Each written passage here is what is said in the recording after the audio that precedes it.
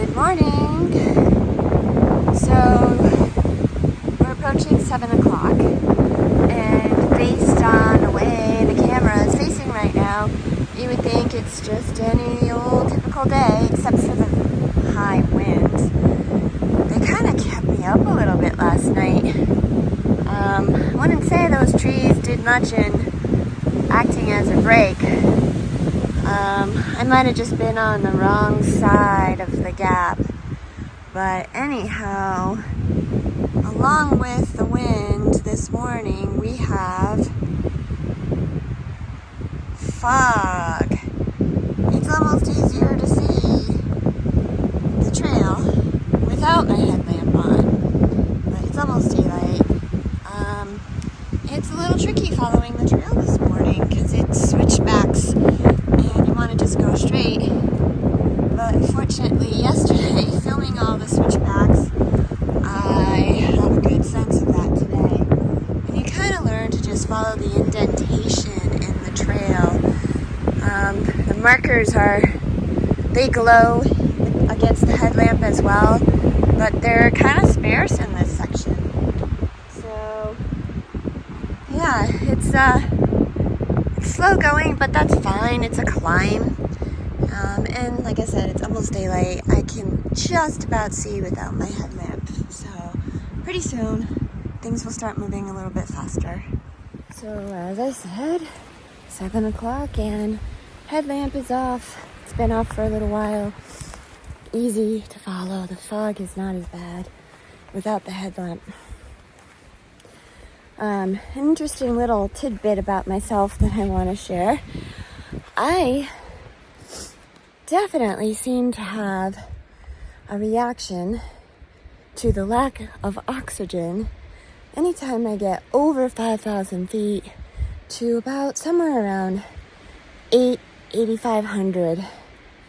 I've known this for a while, and every time I try to prove the theory wrong, it doesn't seem to work unless I've been acclimated. So, living in California for 10 years, I spent a lot of time up in the Sierra over that time. And there's a town in the Sierra called Mammoth Lakes. It sits at 7,600 feet.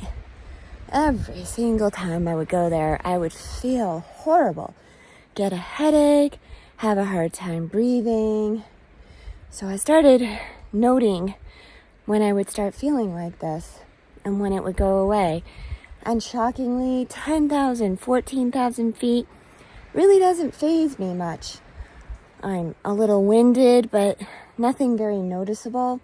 And I usually don't have a headache that high. It's at the lower elevations. I don't have a headache today. I think I'm too low for that much lack of oxygen. But I think what's going on is my body just really reacts to the adjustment, the change in that oxygen level. And it's just really sensitive to that immediate change. Whereas maybe it takes other people longer to feel it. And then once I get through that adjustment, I do much better. But my heart rate is up into the 130s right now. And that's a big indication as well. I haven't checked my pulse ox. It's kind of hard to find on the watch. But just thought I'd share that. I find it interesting. And just a reminder, in case you hadn't picked up on it, I am climbing to about 6,500 feet right now. So I would say I'm probably close to 6,000. So I just had to check my app to see, and it's 6,000 on the nose. So I was accurate with that and how I feel, gauging it by how I feel. All right, we're almost to a little area that used to be a hotel site. I'm really hoping that the fog will lift soon because I want to see the balds today and the views from them. But the other thing is, it is extremely warm. I almost feel like there might be an inversion going on, or it's just my reaction to the altitude.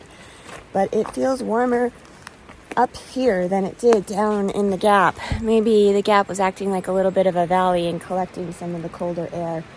But we're gonna get going. We have lots of pine forests here, pine trees or evergreen trees. I'm not going to say they're pines because I really don't know. But I'm really looking forward to this section.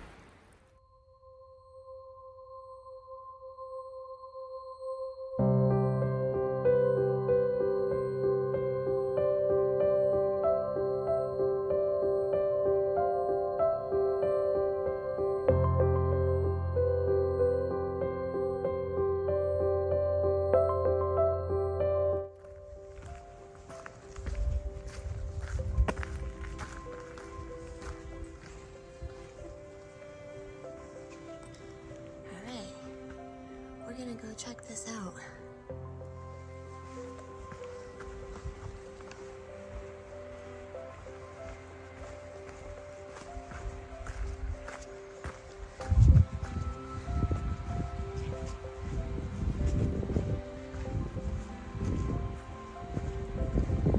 I love coming across these old hotel sites. It's really interesting how our early settlers really loved putting hotels on top of mountains. I've come across them on so many of my trips, and they're all pretty much gone. Haven't really figured out why.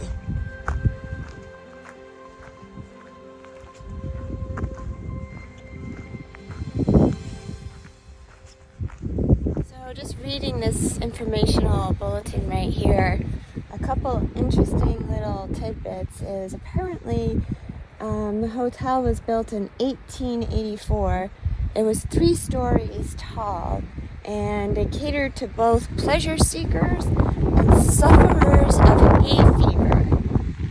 People came up here to escape the heat during the summertime. Another interesting thing is the hotel straddled the Tennessee-North Carolina line, and in fact there was a stripe painted on the floor of the hotel that ran through the middle of the dining room table and down the length of a long banquet table. The reason why the line was so important in this hotel was that it's legal to drink alcoholic beverages in Tennessee, but not in North Carolina. And it's rumored that a North Carolina sheriff would frequent the hotel ready to nab any guests who might cross over to North Carolina with a drink in their hand. This was also really interesting. They could get a room with a fireplace for an extra $5 per month, and they had rockers on the porch, they had bowling, croquet, and golf on the grounds, and they could dine on 3 sumptuous meals each day, all for $2 a day, $10 per week, or $30 per month. Doesn't really say the reason why. After 20 years, they closed down the hotel, but they did, and apparently they dismantled the entire thing, and the furniture from the hotel is scattered across Tennessee and North Carolina. I guess it just didn't become as big of an allure, maybe when air conditioning was invented. Here's a little bit of the foundation of one of the buildings. Took a little side trip to get rid of some trash and let this fog burn off a little bit. It looks like it's trying. This is a rather random place for a stone fireplace.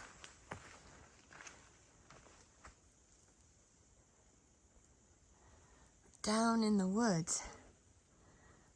But okay.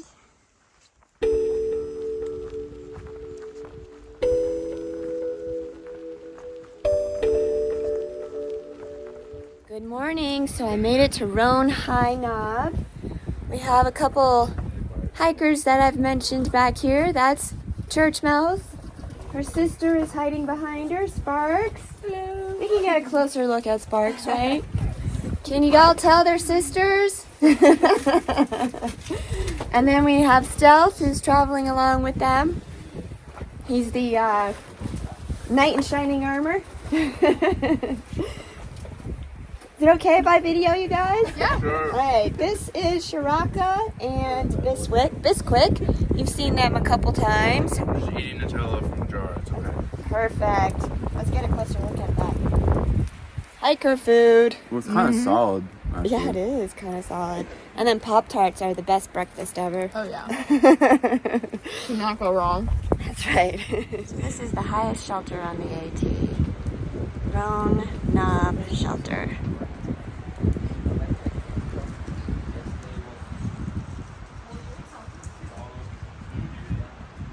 I wanted to tell you all that Andrew and I have been staying in touch. He has been about a day ahead of me now for almost a week. So there's always a chance that I might bump into him again. And I'm happy to report that he has taken a trail name. It is Sun Up. Also, if you've been wondering about the professor, I don't have an update for him, but I don't think that I shared that his intentions were actually just to hike 5 weeks out here. So I think that right about now he's finished off those 5 weeks and will be getting off trail and returning to his family. But we did exchange phone numbers, and he did tell me to give him a call when I got to New Jersey, and that if he was home, he would come and pick me up at the trail, and I could stay at his house, and we'll have a nice barbecue. So I'm looking forward to that. Hopefully that happens. Also, regarding Genesis, little confusing, but when I was at the shelter for lunch yesterday, I looked in the logbook, and there were 2 entries made by a Genesis. Hard to believe that there's 2 Genesises on the trail so close together, but maybe there are. One log entry was just 2 days before I got there, and the other one was a little bit further out. I can't remember exactly. Maybe about 5 days, 4 days. So she's a little bit ahead of me. And that's about all I know about her. We also exchanged phone numbers. So at some point I'll check in on her.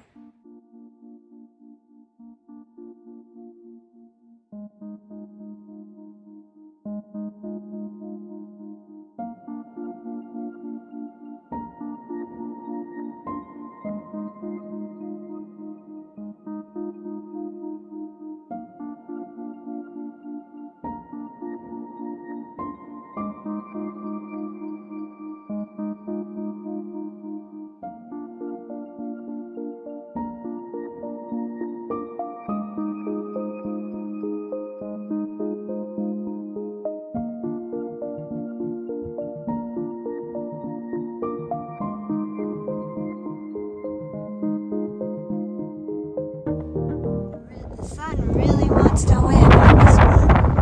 I think it's gonna. It's supposed to be a beautiful day.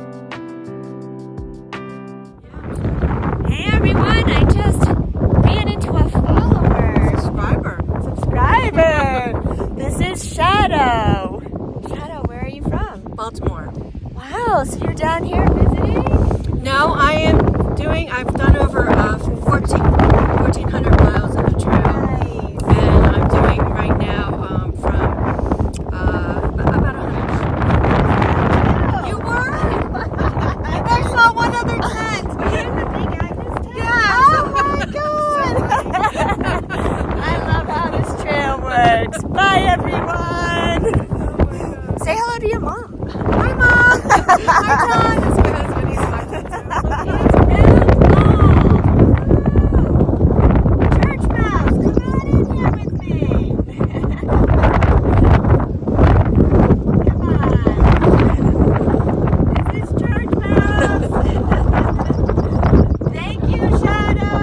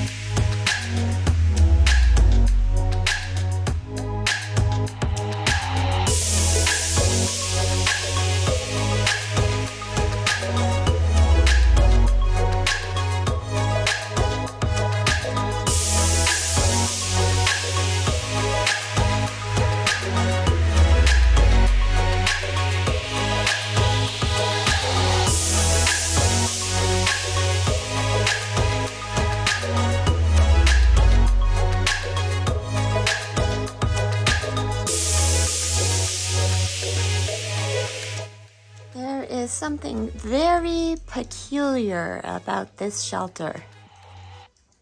Can anyone figure it out? We're a long ways from anywhere in here.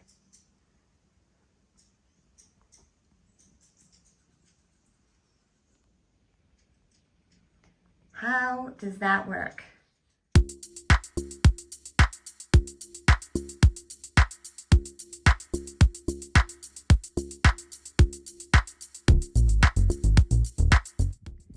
If this is what spring is gonna look like, I cannot wait.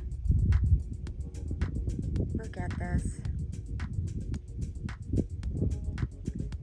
How much more beautiful can this get?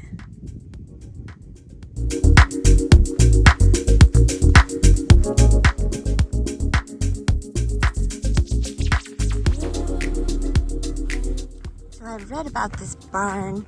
It used to be a shelter, but I guess because it's so close to a road, it was really getting vandalized, so they closed it. And they're actually talking about tearing it down, but it hasn't happened yet. So I just finished up lunch with this really great view. Started lunch with Shiraka and Bisquick, and they have left. And wrapped everything up, did some massage work, some stretching, and now we're gonna go check out the barn.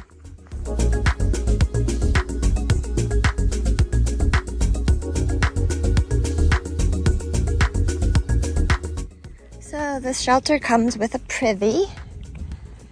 It's a privy with a view.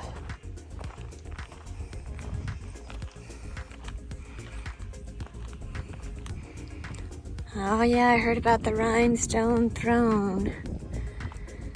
There you go. That's what the bathrooms look like on the AT. They're all this beautiful. Here's the view when you're sitting on the throne. Can't ask for anything better than that.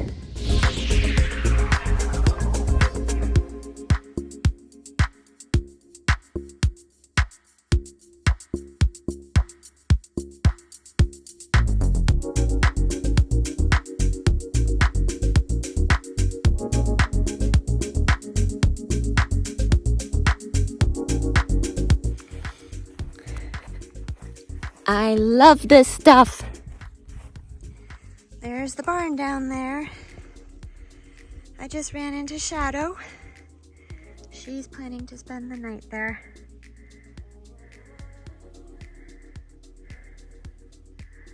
Great little spot.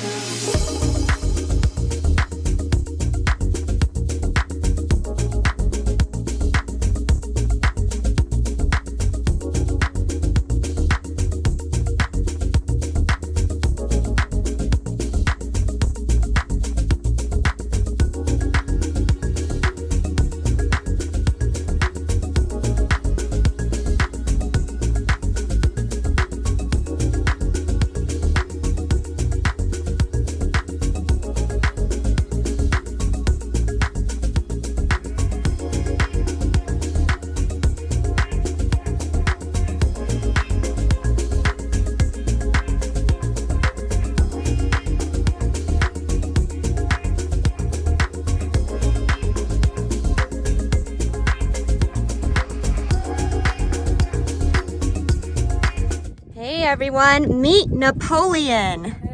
He is section hiking with his dad, Goose, and a former AT hiker and friend of the family, Monk.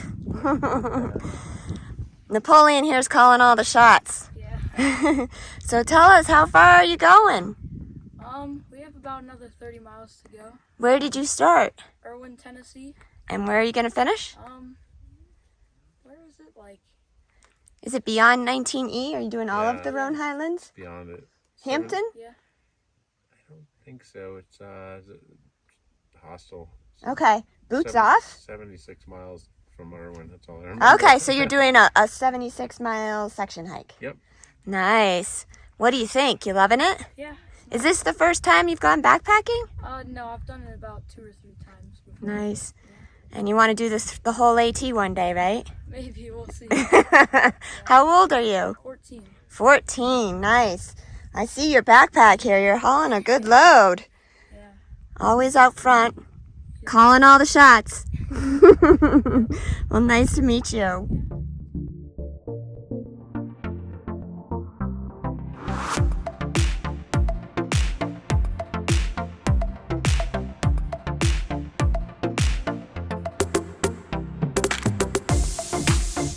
Well, really going slow today.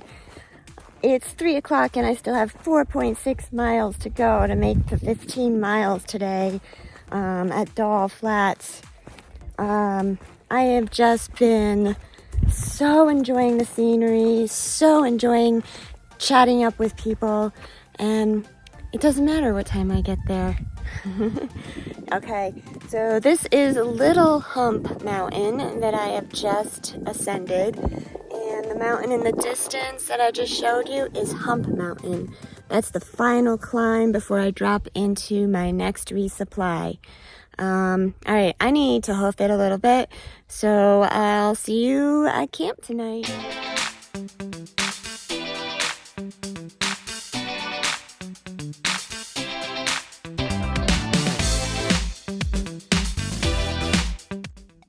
Okay, here's Hump Mountain. This is the last climb before my next resupply. This has been an absolutely phenomenal section. My favorite so far, for sure. Alright, let's get to it. That was awesome! I totally jammed up that mountain. That's what a little dance music does. Didn't stop, hustled the whole way, and it felt great. I still have it. Woo!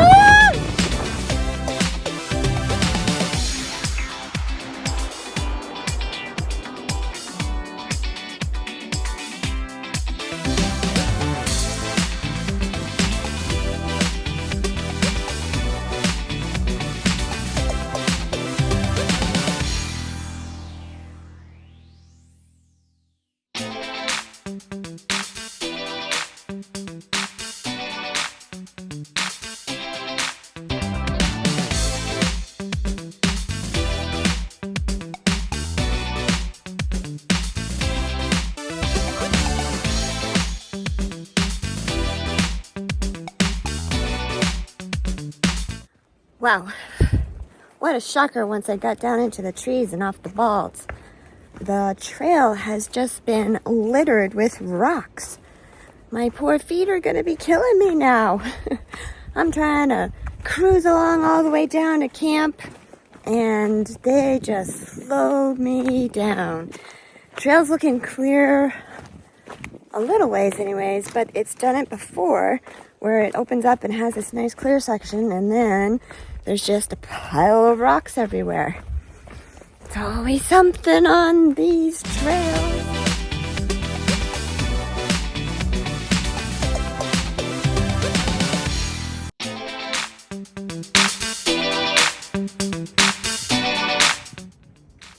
Well, this is it.